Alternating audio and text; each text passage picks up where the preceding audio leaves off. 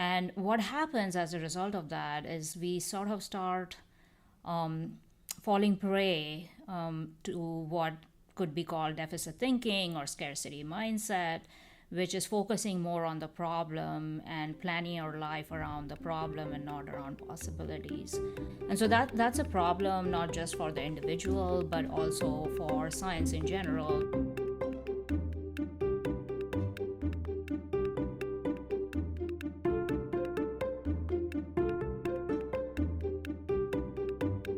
Welcome to the Personal Finance for PhDs podcast, a higher education in personal finance.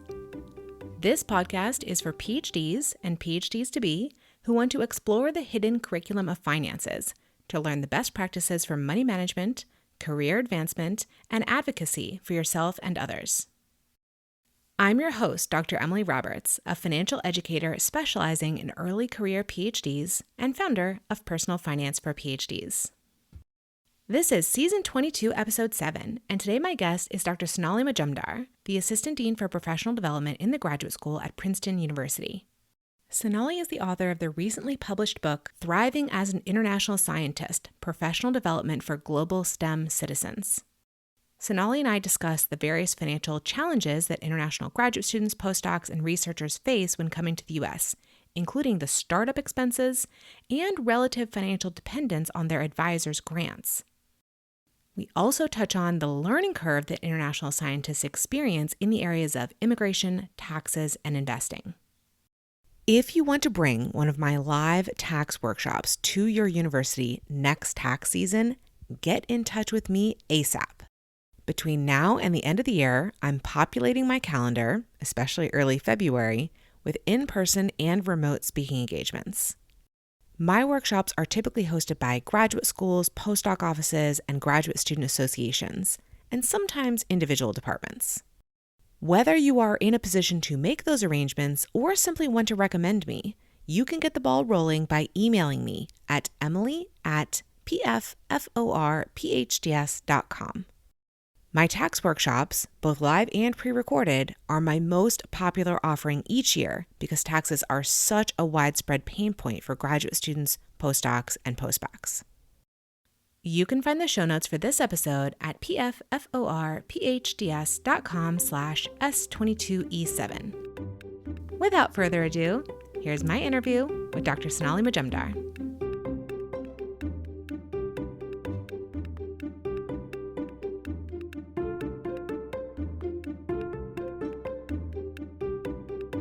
I have a really special podcast interview for you today. Dr. Sonali Majumdar is with me. She is the Assistant Dean for Professional Development at Princeton University and the author of the newly released book, Thriving as an International Scientist, Professional Development for Global STEM Citizens.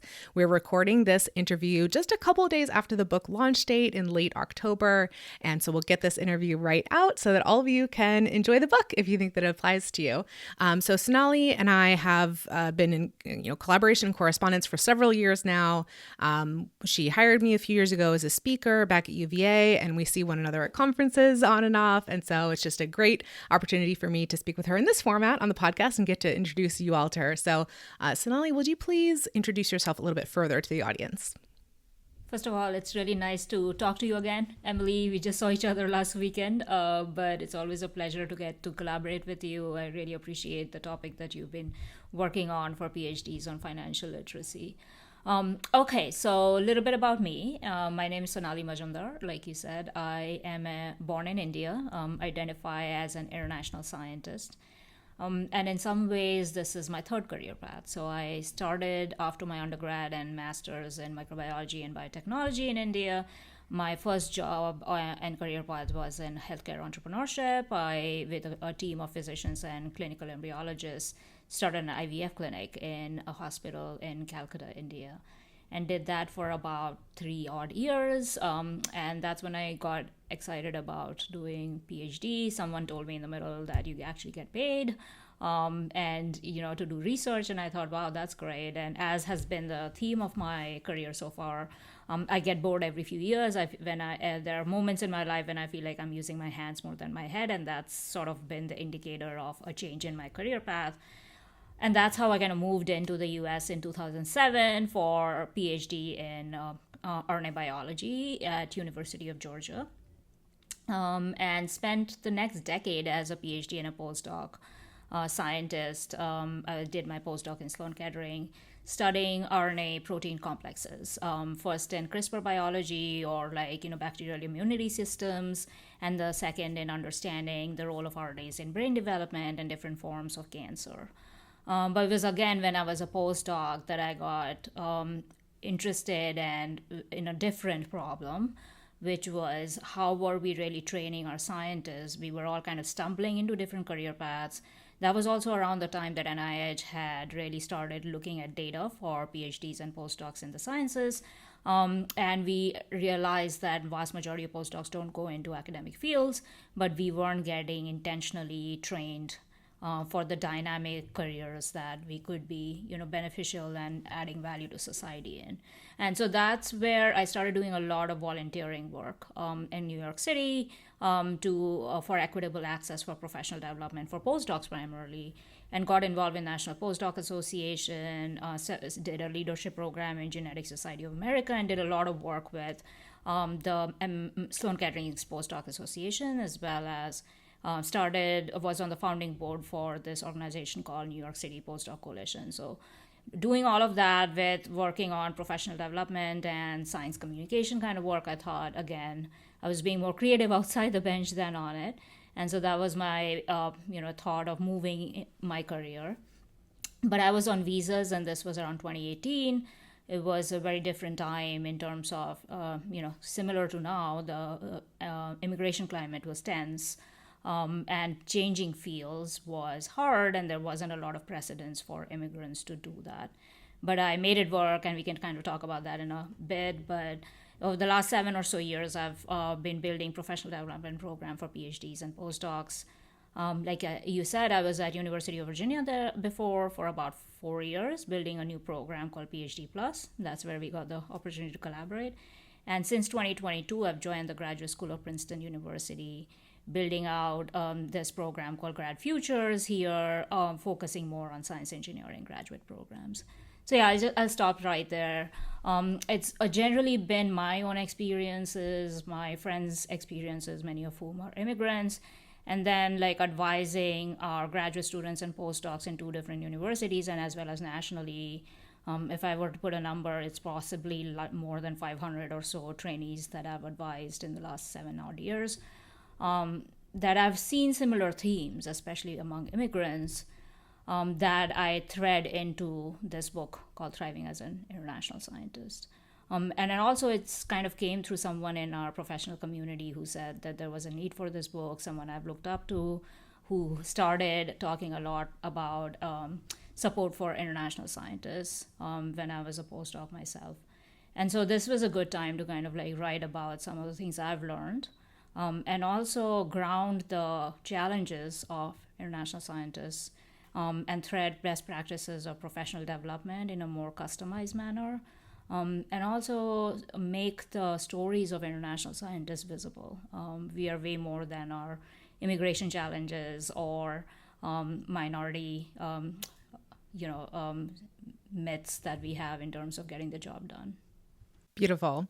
Thank you so much for that introduction and the backstory about how you got to this point. And thank you for, telling us a little bit even about the book already. I actually had a new appreciation for the position that international scientists are in here in the United States, actually at the conference that we were both at this past weekend, which was What Can You Be with a PhD, hosted at NYU Langone. And I went to a session on, I think it was titled Can You Stay or Should You Go? And I was a little bit of a fish out of water, right? Because as a native-born U.S. citizen, I did not experience any of these things. But obviously, I've had many peers and collaborators over the years who have been part of this system. And I got, just from that session, a new appreciation for all the complexity and all the strategy and all the decision-making that has to go into, as you put it in, the title of your book, thriving as a scientist across borders and in different, contexts. Is there anything you'd like more to tell us about the themes of the book? And actually, I'm curious, maybe we'll start here. Is the book written for let's say, international grad students, postdoc scholars in the US, or is it a even more global context of any country of, presence? There's definitely more specific chapters for international graduate students, postdocs, and in fact, early career scientists or scientists at any stage. The chapters on visa, etc., are definitely more contextual for those who are in the United States. But there are broader chapters which might be resonant for international scientists globally in any country who might face similar challenges, setting up life in a new country, and trying to understand the culture, communication norms, etc., that are pretty broadly applicable here. Okay, thanks for clearing that up. And yeah, any other themes you'd like to share from the book before we start really talking about the financial aspects? So I like to say that, when you ask me about the central theme, and I've been giving talks about this is becoming more and more visible to me, that somehow our lives as international, whether it's grad students, postdocs, or scientists, we face a paradox. On one end, we sort of drive cutting edge research, innovation in our professional lives while operating in sort of like a restrictive environment in our personal lives, mostly driven by the immigration landscape and policies, so to speak. And what happens as a result of that is we sort of start falling prey to what could be called deficit thinking or scarcity mindset, which is focusing more on the problem and planning your life around the problem and not around possibilities. And so one example of that is choosing sort of your career paths and planning your future based on visa feasibility rather than your ambition and your interests.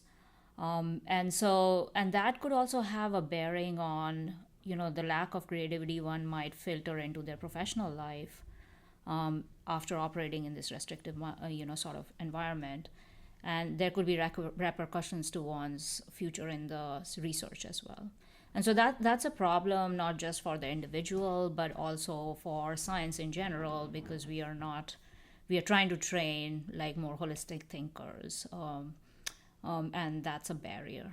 And so what this book is trying to also do outside of foregrounding the unique needs of immigrant scientists is really helping them push beyond, first of all, acknowledge when they might fall prey into a scarcity or deficit thinking, and then push beyond that by really harnessing some of the skills they're learning in this research, whether it's creative thinking, whether it's curiosity, growth mindset, and giving them more actionable strategies to look beyond the restrictions, to navigate their lives, to think expansively within and beyond the sort of rules made in their immediate environment. Yeah, and actually, just again thinking about the session from this conference this past weekend, that was kind of what I learned from that session. I think some people in the audience did as well. Like the presenter was going through different visa options, and of course, maybe the H-1B is kind of prominent in people's minds, but he was saying there's so many different ways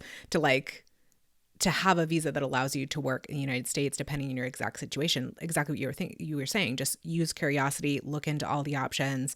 Everybody's situation is different, so it has to be pretty personalized. But it just opened my mind quite a bit to the possibilities in this space as well. And so, yeah, you're not locked into like one single path.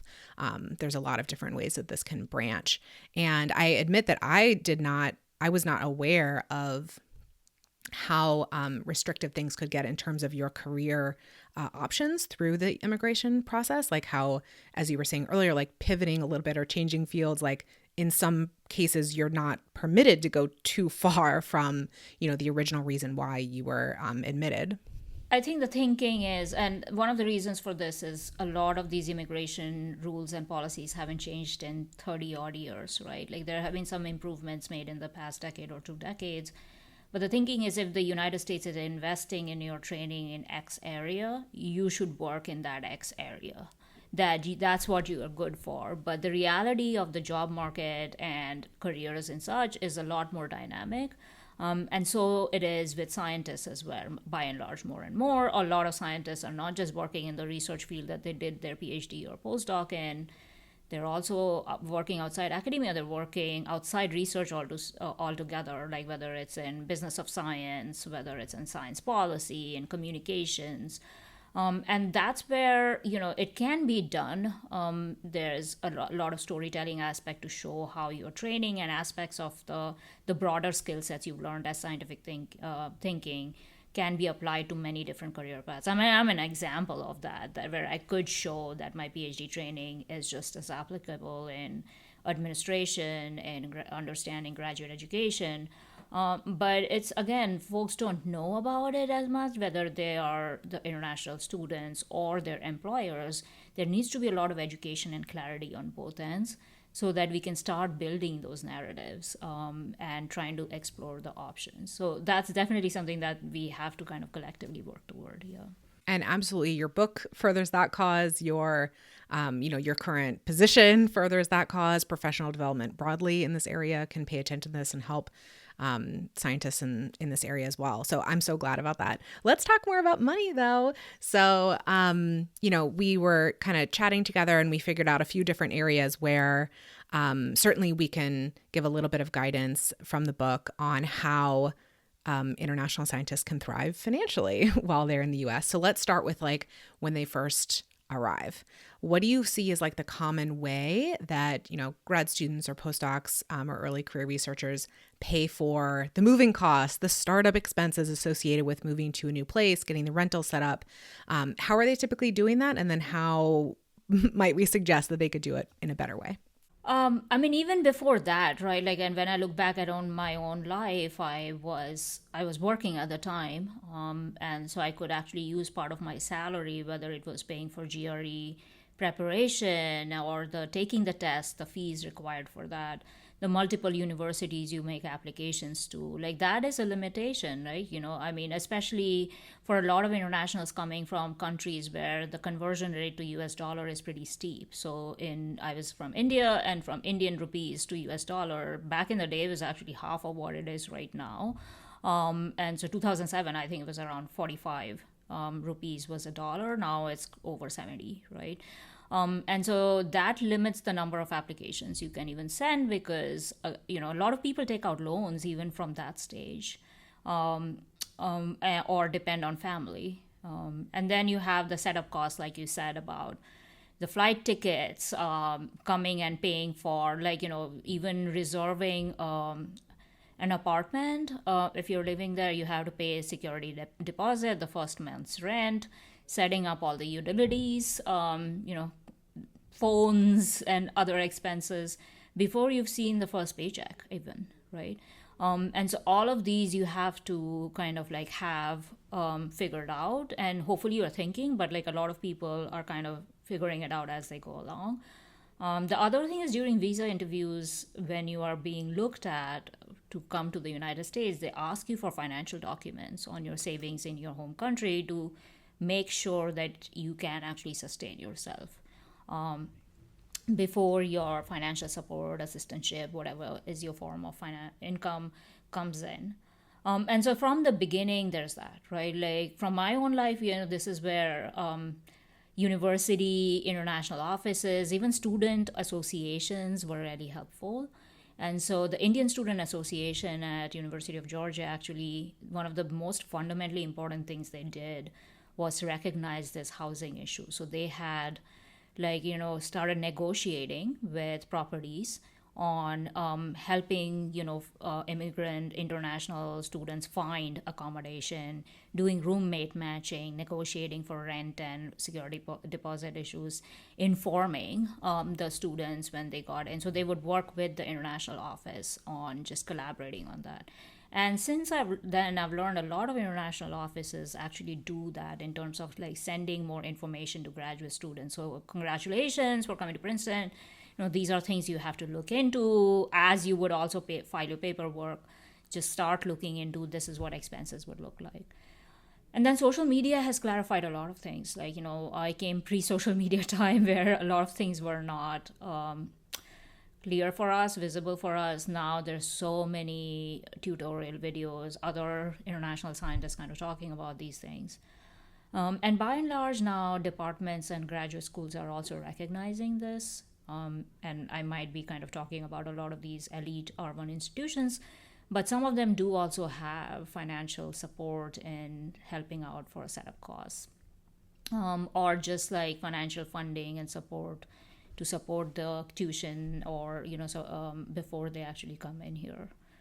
And so there's that. I also talked to, in terms of what can be done to help. Like the other thing is, there are a couple more things.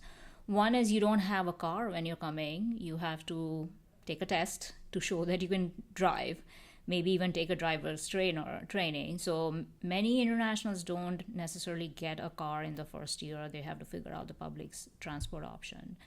And so I was talking to a faculty, his name is Harmit Malik. He's in Fred Hutch. I interviewed him as part of the book, and we were discussing on this specific aspect of setup costs. And he suggested this idea that he's been discussing in his institution of maybe front loading some of the stipend, maybe taking part of the stipend from, say, December or some other month, and front loading and paying them before they come. That could be one idea, where when they need the money, they have some. And the second is also seeing if there can be vouchers or discounts for Ubers, right? Like if someone got like a per month X amount of dollars to use toward Uber or carpooling, that could also be very helpful for those who who are not living close to campus and cannot use campus transit or public transit. And so those are like some creative ways that we can go around. But unfortunately, with the current budget climate in higher ed, this is not a problem that is at the forefront of everyone's mind. But we definitely, these are unresolved issues that we have to think about. And I mean, speaking of like the national organization, I think National Postdoc Association's done a great job. They have an onboarding guide for all postdocs with a specific section for international postdocs, and they also have like a separate resource for guide for international scientists and international postdocs. And so some of these organizations are doing a lot of work in kind of clearing and expectations and making some of these things visible from the beginning. I think it's so important to share best practices, like what you were just doing in this interview, and also I'm sure in the book as well, so that we can create more systemic helps for, based probably at each institution for the scholars coming into that institution.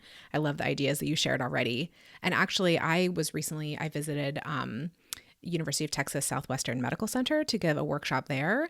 And I was introduced to someone in the international office whose job is like, I think her title is like relocation specialist, which you would think is I thought, oh, that's common at the faculty level. But no, like it's actually accessible to postdocs and grad students as well. So like kind of an even more specialized version of what you were just talking about with, what the international offices are doing and what the, student groups are doing to help this, transfer of information and transfer of best practices to the incoming people.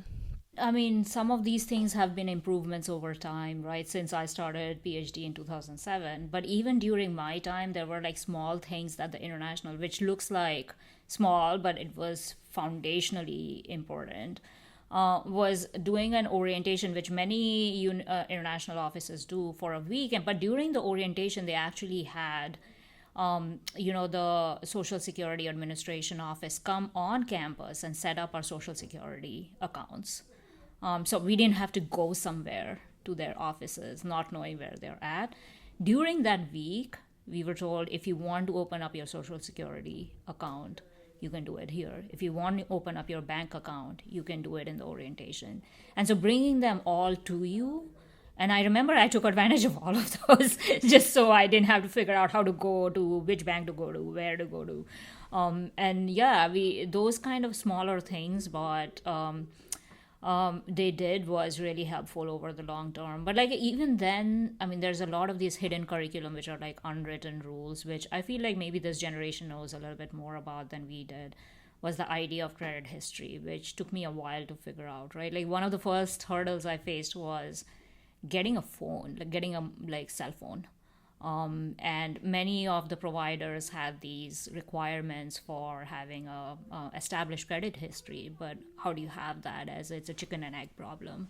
Same thing with cars and stuff, but those are different, more established investments you're making down the line. And so while you couldn't open up a credit card until you've been in this country for about like 6 or so months and you've established some amount of financial statements. And so there were one or two companies back in 2007, phone companies that would let you, and they recognized this market, the immigrant market.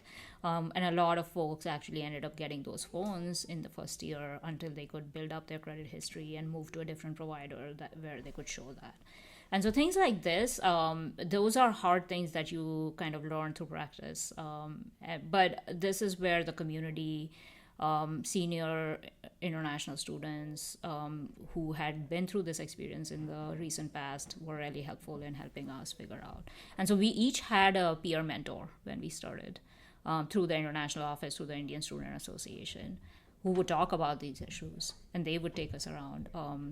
And we also had like some local families from India who would help us on grocery shopping, or just taking us to a grocery store every weekend before we had a car and such. So yeah, I mean, there's also a lot of help around from just the community. But these are just even systems like, to learn in a new country, those kind of take some time. Yeah. Absolutely. And just to bring it back around to the money, like I feel I started graduate school in 2008, so similar timing to you. And I'm getting the impression that in the, decade and a half since then, that graduate schools have more and more recognized what I at that time was calling the problem of the long first month, which you mentioned is like, okay, for me, for example, orientation started in mid-August, but I didn't get my first paycheck till the end of September, right? The long 6 weeks of the long first month before you get paid. I feel like there's been more and more action on getting paychecks sooner to graduate students. But even better, bi-weekly, yes, thing or is more amazing. frequent pay. Yeah. Yes, exactly. But even better is getting a bonus up front to help pay for these startup expenses, or like you said, less ideal, but also helpful, an advance on, a later paycheck, just to have access to that bulk amount of money that you need right up front. But this is also something that people can ask. Like you said, it's a difficult climate for funding right now, but it doesn't hurt to ask, as you're looking at your offer letter, whether it's for a grad student, postdoc position, something later. If it doesn't include information about a startup bonus or a moving stipend or anything similar, just ask. It absolutely does not hurt to ask, and you may actually get some money out of it. And especially as a postdoc, you probably will, because postdocs are weird, right? Like in terms of some of them are actually employees and staff. And so those are part of staff benefits. So if you don't ask, you won't get. I definitely got these benefits as a postdoc moving into New York City. And so, yeah, that's, as a postdoc, you should be asking about all of these things. For sure. Emily here for a brief interlude.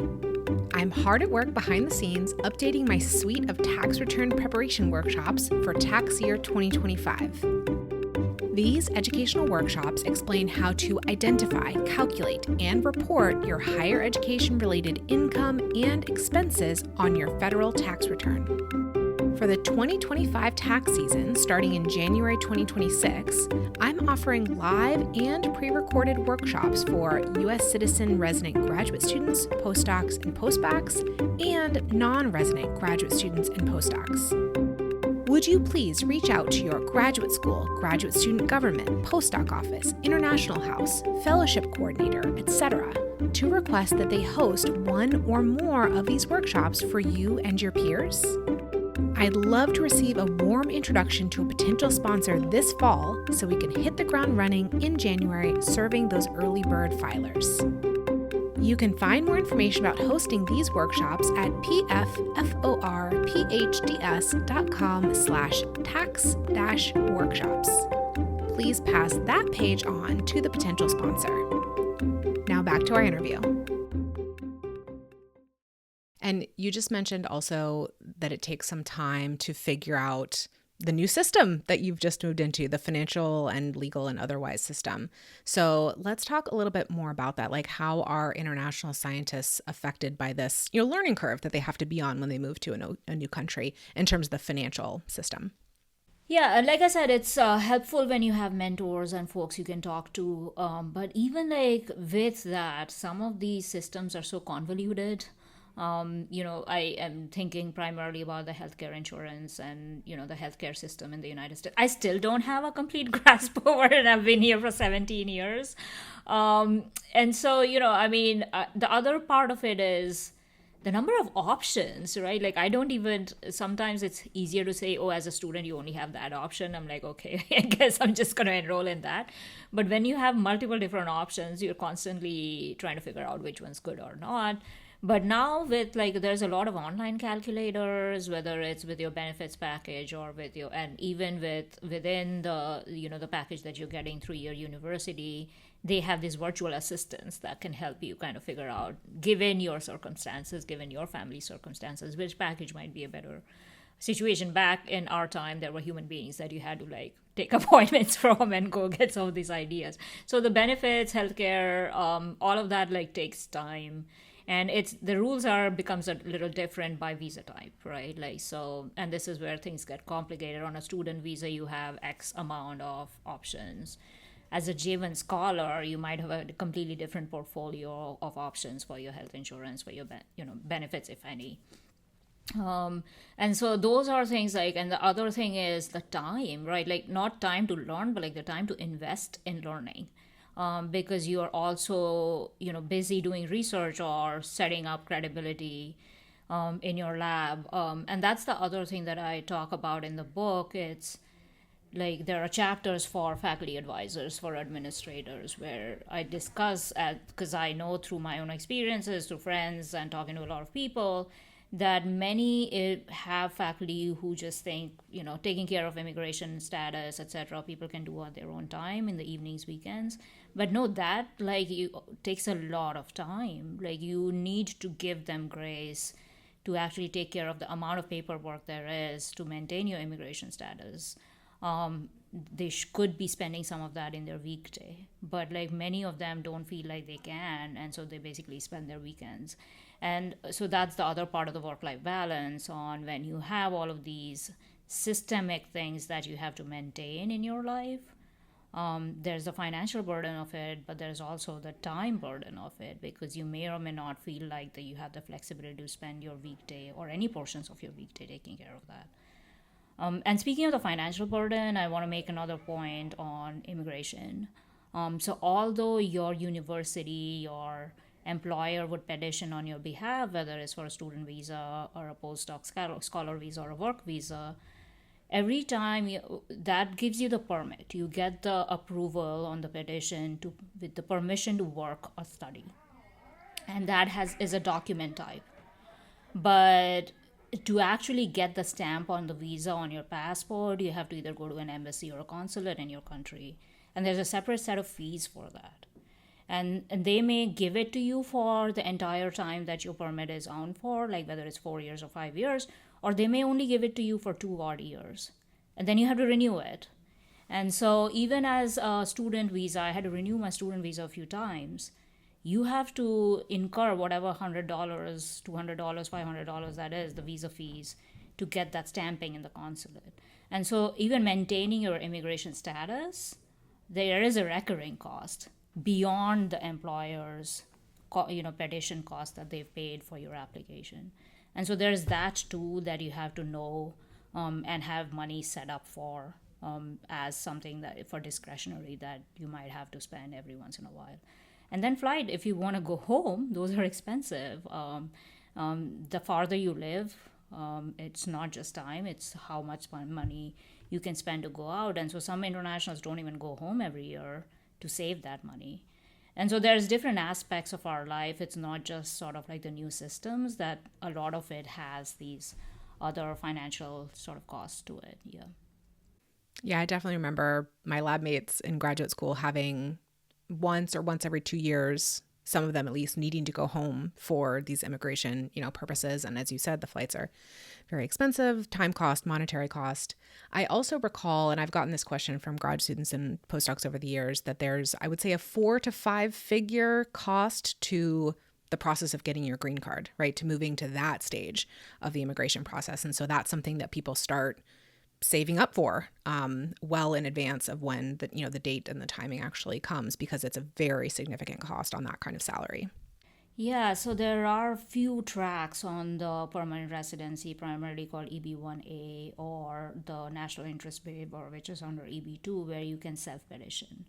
And in that scenario, you have to pay both for the application or petition cost, which is a few $1,000s, and the lawyer fees, which can be substantial.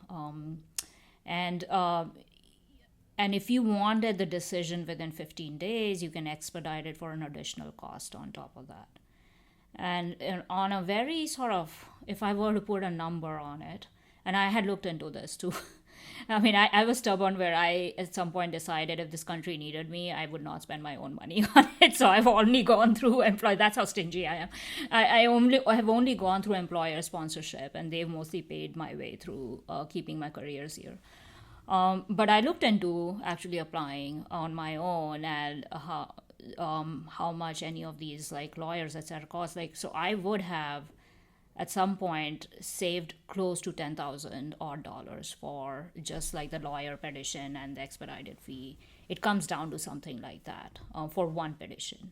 And then some lawyers have schemes on if it's they will guarantee it if they like your case enough, and if they'll give you 50% of the money back if you don't your petition isn't moved for like approved. And so some of those law firms have these, but in today's climate, I don't even know what they're doing because the rules are changing every day. And now with this like new proposal of adding $100,000 for the new H-1B visa petitions, which may not like most likely don't apply to our student visa or the J1 scholar visa category because that's a transferring from one visa to another. But for anyone who is abroad and starting off as a faculty or any other role which would require a new H-1B petition, employers have to incur that additional cost on top, which would make them even less inclined to recruit someone who is outside the U.S. And so, yeah, there's it's becoming harder in the immigration landscape in terms of financially how much money there is involved in this. Yeah. Mm-hmm. Yeah, I'm glad you brought that up because I also got clarity during the session that new H-1B fee, which was all in the news, was more for people coming from outside the U.S. If you're already here, just to reassure audience members, if you're already here for grad school or your postdoc and you'd be doing a change of visa type, the new fee does not apply in that scenario. But I'm thinking of some other systems that can cost time and money to, figure out, which are the tax system and the investing system in the U.S. Do you want to make any comments about either one of those?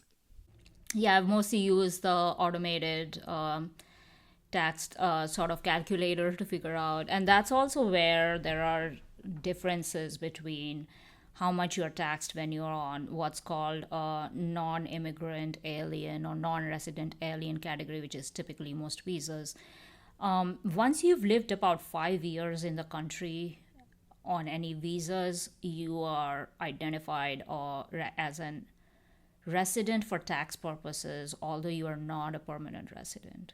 And so at some point, I think by the end of my PhD, I was a resident for my tax purposes. And that's when in the next year's filing, I saw a difference in how much like my returns were. I was like, oh, so I was actually paying more as a so-called non-resident alien in the category that I was at.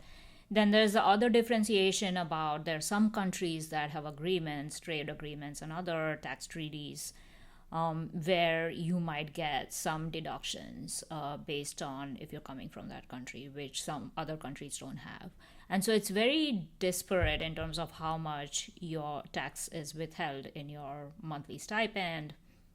And then the other issue is with the whether you're on assistantship versus fellowship, on how you actually pay the taxes. I wish I could give more like details about that, but I'm probably not the best person to talk about it. But it's quarterly versus annually is at least what I know.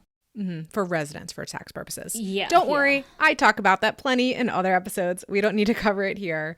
And so, yeah, there's definitely that bit of you can see how your tax filing and the returns change based on, your visa status, your type of visa, whether you're, and then there's like compounding factors. Like I've been single the entire time in the United States. So, I feel like I get taxed a lot more than folks who might be with families. And then you also have the local city, and that's the other thing that I learned around the time, that the federal taxes and state taxes are not the only taxes, that in places like New York City, in Manhattan district, your local tax is pretty exorbitant as well.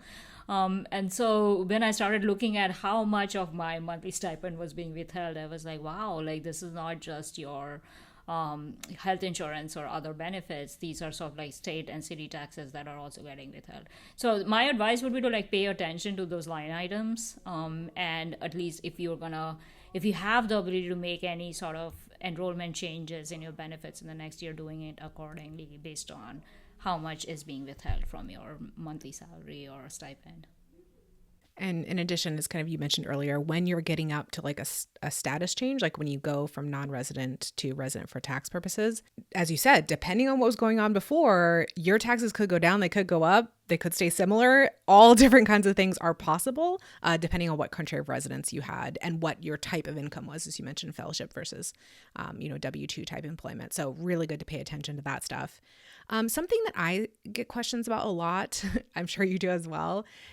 Basically, the question is, okay, I'm an international scientist. I'm living in the US right now. I don't know what the long-term future is.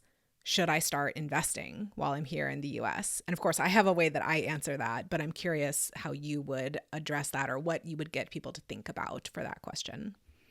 I mean, and this is hard, right? Like, because you may not get benefits on a student visa or a J1 scholar visa, but I still think that you should be, at least whether it's your Roth IRA, that's post tax, right? That you should be putting in some money into a Roth, and it's building wealth. It's just not just savings, and so as it is, there is a what do we call it, the salary tax on how long you're training as a PhD and postdoc, the amount of years it takes for you to catch up with the market wages for someone with a lower educational level or at the same educational level. So they have a premium, a salary premium. You're taking a hit in the number of years you are training. And so the only way to even equalize or think about, this is how I think about it, is like only way for you to kind of catch up is if you're building wealth, savings, and rather than having your savings sitting around in the bank, which you can through a higher yield savings account, at least it's adding some more to it. I would say at least putting some percent of that into a Roth IRA every year. My dad taught me this pretty early on, emergency funding, on how much you should have in your bank account. And then, now I know there's like metrics on what percent of your salary you should have as sort of like just disposable sort of discretionary funding for yourself. But my father was like, just make sure you always have in your bank account a return flight, roundaway flight from India to the US as your emergency, because you might have to come at any point, whether it's for a family emergency, whether it's for other situation. So just think existential for us. So that the way that I started thinking about it is like, what is the worst case scenario where I might have to leave or do something? How much money will I need, whether it's to wrap up my life and move somewhere else and do something? Do I have that amount sitting around in a bank account that I can just, leverage right away? And then the additional amount of money that I've saved over time can go into building wealth through investments. It gets better. You get more financial advice once you are like an employee and you have benefits packages and stuff. But it's harder to do as a student and cost of living is so high now. Renting is so high. And so I think in some ways in the beginning to like coming into the United States, I think most way through my PhD, I shared my apartment with people. I never lived alone. And that was sort of like an cost-effective way in terms of like back then the rents weren't as high. But that's something you could think about, like, folks could think about on how do you save money, whether it is more on, the rent or other lifestyle choices you're making, and putting parts of that money into investment. And some of it is post-tax, so you should be able to take it out when you want to. Yeah.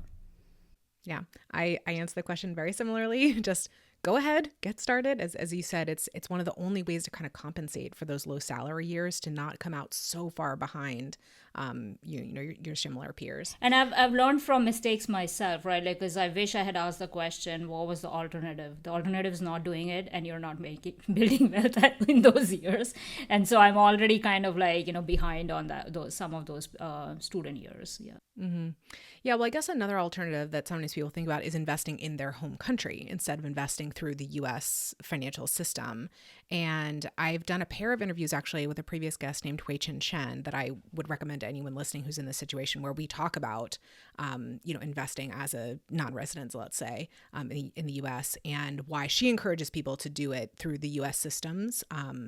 Because they're relatively more open, transparent, lower cost than many other countries. Not all, but compared to many other countries. The other thing that you brought up that I thought was a really, really good thing to talk about during this interview was the fact that there's funding available in the US that is restricted only for US citizens, or let's say permanent residents. And so relatively, if you're an international scientist in the US, you have access to perhaps fewer funding options.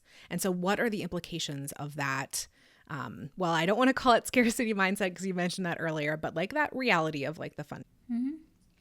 Yeah, so there's actually data around that. So NSF has this survey called the Survey of Earned Doctorates, where they assess the landscape of those who've just got their PhDs, science, engineering, as well as humanities, all programs across US universities. And one of the questions they have in that survey is, what was the source of your doctoral stipend or income during your PhD? And the numbers, I actually have it in front of me. It's approximately 50 in 2022's results. 52% of visa holders who were PhD students were on faculty-directed research assistantships or institutional teaching assistantships, compared to 34% of their domestic PhD counterparts. There's multiple sort of implications of this. The most obvious one is if you apply for an independent PhD fellowship, the earlier and the more frequently you do, you can show that you have fundability of your ideas, you can pursue your own ideas, and you are more competitive on the faculty job market, right? So that's sort of the most obvious one. The sort of like the indirect implications are, when you're tied to a faculty directed research, you're also tied to how their career is moving. You are more likely to take the stress that they are bearing on like kind of their grant cycle to grant cycle. You're also reliant on them, on their freedom or their flexibility on you pursuing an independent idea. Many students I talk to are scared that their faculty, perceived or real, will not be supportive of them investing time in professional development outside their labs, in doing an internship, availing a CPT. All of those decisions that you have to make are tied to a faculty's whims or mindset about any of those. And so one way to kind of course correct that is having those conversations early on, knowing that you are kind of going to have more of an employee status with them, in seeing how they feel about most of these, and having clear expectations before you start working for someone in their lab. And the sort of least obvious one, which I've talked to a few people in the book who talk about it, especially as a postdoc, is the sort of like the attrition and layoff situation. So if faculty loses a grant, they might have to lay off people. And if your complete income is dependent on them getting a grant, you are more likely to have your contract terminated mid-cycle because they lost money, like they don't have money to support you. And given the kind of climate that we are in with shrinking research funding, and also the domestic candidates who are applying for these federal fellowships, those are shrinking. They're going to also compete for the non-federal, smaller, fellowships that were open to internationals. So there's higher competition in the smaller amount of fellowships that are available. And then there's like the market changes and sort of like the flux and the mass layoffs that are happening both on the private sector as well as in the academic sector. That makes it like, the internationals are very vulnerable to it. The other sort of constraints with that is if you're on a visa, you have a time clock, typically called like grace period, which is typically 60 day on a work visa. When you have to find another employment within those 2 months, if you want to maintain your immigration status. If not, you have to wrap up your life and leave. And so those are like kind of a lot of different constraints that make internationals pretty vulnerable to the labor market changing as rapidly and as it is now, and with the impacts of AI and all of the other reasons that people have been talking about. I think our international colleagues and students are in a very highly vulnerable place. Yeah. And that's why, I mean, I know that you finished writing this book over a year ago and you did not have a crystal ball as to what the situation would be looking like upon publication, but it's a good time for this kind of resource to be out for this kind of community. Yeah, and some of these challenges have been persisting for many, many years. It has nothing to do with, it's come to a head now, it's been amplified now with the current changes. But we had to collectively like have conversations and make progress and improvements in some of these systems and some of the choices our advisors and employers are making. And at least minimally make things visible. If you're not going to sponsor a position, make that very visible in the job description, right? Have more grace and flexibility and empathy where your students can like be more explicit in saying, I don't mind you spending some time in a professional development. Don't keep it sort of hanging so they assume the worst. And so in this climate, like I hope that each of us as mentors, as employers, as managers have a role to play where we might not be able to make systemic changes, but we can improve the lives of our international colleagues and trainees every day by making small choices. Yeah. I think that's a wonderful place to end our discussion. If people are curious and want to read the book, where can they find it? This is how it looks. It's a very pretty color. But yeah, you'll find it in every place where you can find books. Barnes & Nobles, Amazon, as well as I'd recommend going into the University of California Press site. And you'll get a 30% discount if you actually buy through the press site. Beautiful. Okay, final question that I ask of all my guests. What is your best financial advice for an early career PhD? And that could be something that we've touched on already in the interview, or it could be something completely new. Like I said, definitely saving and creating some wealth, whether it's through investments. And the other thing that I've learned is diversifying to the extent possible your investment portfolio so that you're not very sort of vulnerable to any sort of like market changes. And so whether that's equity or other sources of investment, think about that. So yeah, my best financial advice would be actually getting an advisor and seeing how you can, even in small ways, build your wealth. There's a lot of financial literacy resources, financial advisors who are free of cost at universities. That's the best thing about universities. A lot of these things that cost you outside in your life actually come as free resources at universities. So take advantage of that.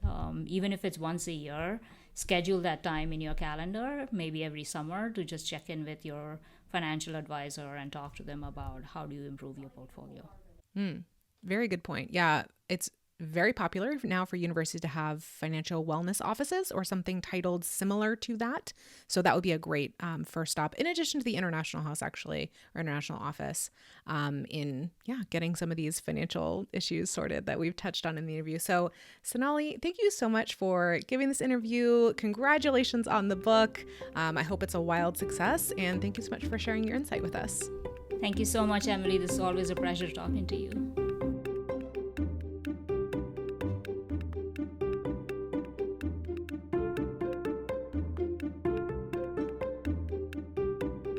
Listeners, thank you for joining me for this episode. I have a gift for you. You know that final question I ask of all my guests regarding their best financial advice?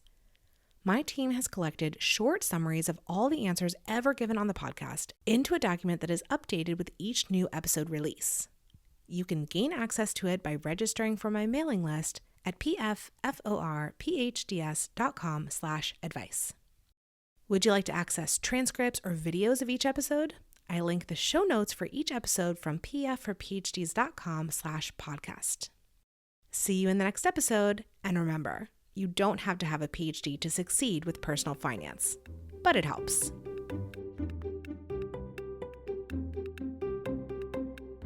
Nothing you hear on this podcast should be taken as financial, tax, or legal advice for any individual.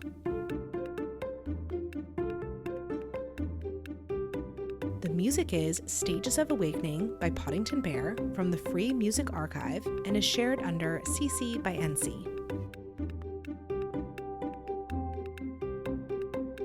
Podcast editing by me and show notes creation by Dr. Jill Hoffman.